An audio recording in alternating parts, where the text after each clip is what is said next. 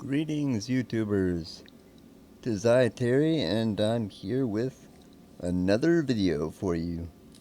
This video is going to be about, well, if you haven't read the title already, it's going to be about the Valve modding payment plan, so to speak. I've been watching multiple YouTubers about this. I first learned about it from Gopher, and then I watched Total Biscuit make a content patch about it, and then I found Linus talked about it on his WAN show, and then I learned that Boogie2988 had something to say about it. So I've been hearing about it from all the YouTubers. Well, the ones that I follow anyway. And everybody's got their opinions. I think we all knew from the start that this was going to create a lot of controversy, and it was going to be both a blessing and a curse. There are good things about this, and there are bad things about this. I think for the majority of us, we just don't like change. Change sucks. Why change something that you didn't want changed? If it ain't broke, don't fix it. That's the expression, right? Well, for Skyrim, Skyrim's apparently the first game that's gonna go through this payment plan experiment. I think that's what it is. It's a marketing experiment, pretty much. I think Valve had, at least I'm assuming it was Valve's idea. I'm assuming they had a good idea. I do believe that if a modder put a lot of hard work into their mod, they definitely deserve payment for it. Because a lot of these mods take a lot of time and hard work to create. Some of these mods were not created within a day or two. Some of these mods take weeks to months. I think a few of them even take a year or more, depending on the amount of effort that goes into the mod. Definitely the payment should be greater, right? Isn't that the way DLC works? The game developer makes a DLC, and if the content of the DLC was, noticeable, if the length of the DLC, as in the amount of time that takes you to explore everything in the DLC, if the amount of time is, a long time, if it takes you a while to finish, I think the amount of time it takes you definitely should increase the price of the DLC.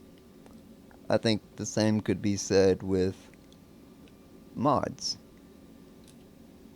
I think Valve may have been a little too hasty in putting this out there. I don't think they carefully thought it out. I think it was just a marketing idea that they came up with and just kind of threw it out there at us.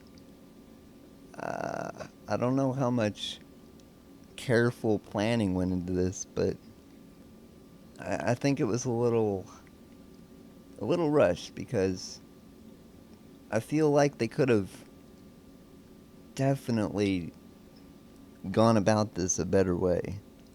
A way in which it doesn't feel like they're stepping on our toes from what I hear and have read, Valve gets about 75% of the profit from said mod, and that just doesn't seem right. It doesn't seem right that the mod developer gets the least amount of payment when they're the ones that develop the mod. How is that fair? I mean, all Valve is doing is putting the game on its client, you know? That's. It should be a small sum. I don't know. It just doesn't seem right. I feel like all of us modders, when we put money into something, we believe that that person that created that something deserves a reward for their hard work. Not Valve. Valve didn't make it. We're not trying to give the money to Valve. Any mod that people are going to see in the workshop, if they're putting money into it, I feel like they're thinking they're giving the money to the mod developer, not to Valve. I guess Bethesda gets a cut of it too because it's their game. They designed it, and they created the workshop that makes modding a heck of a lot easier.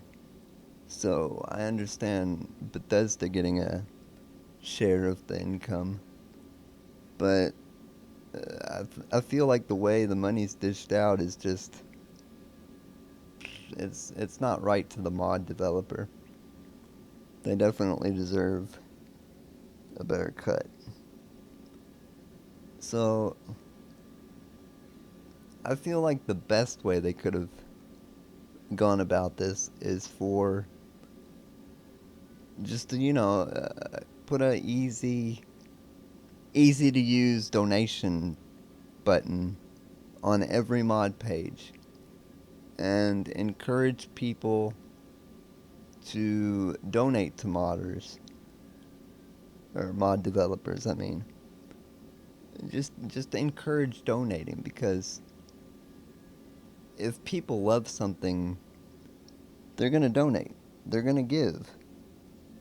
I just feel like that's the way it should have been done, and if that's the way that it was done, there wouldn't be so much controversy and ranting and complaining. It would have solved so much hassle. I like this picture that somebody made. I used to be an adventurer like yourself. Then they started charging for mods. Creative people. Creative modders, creative artists. I love creativity, and if you love something enough, you will donate to it. But don't create a mandatory paywall. Nobody likes mandatory paywalls. That just raises a red flag that I feel like a lot of people are just going to say no. No, thank you. And I feel like this is the ultimate way to doom the Steam Workshop. I mean, it wasn't great from the start. Nobody likes the automatic updating of mods that you download from the workshop. I mean, in a lot of cases, that's actually a bad thing. Some of us don't always want the latest version. Some of us prefer a certain version of the mod, and I think the majority of modders out there use the Nexus, because the Nexus has become so easy to use, and You can turn mods on and off. You can get the version that you like and stick with it. There's just so much going on for the Nexus. This definitely is not going to kill modding, but it's just a hassle for the people that still use the Steam Workshop.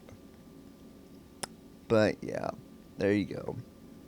I'm going to end this video here because it's been about 10 minutes and I feel like I've said everything that I have to say about it.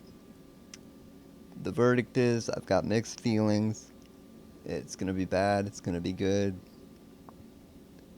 And I guess only time will tell if this actually goes anywhere.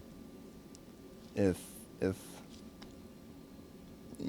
over time they're going to work out any kinks that they didn't see coming, or at least I hope they work them out.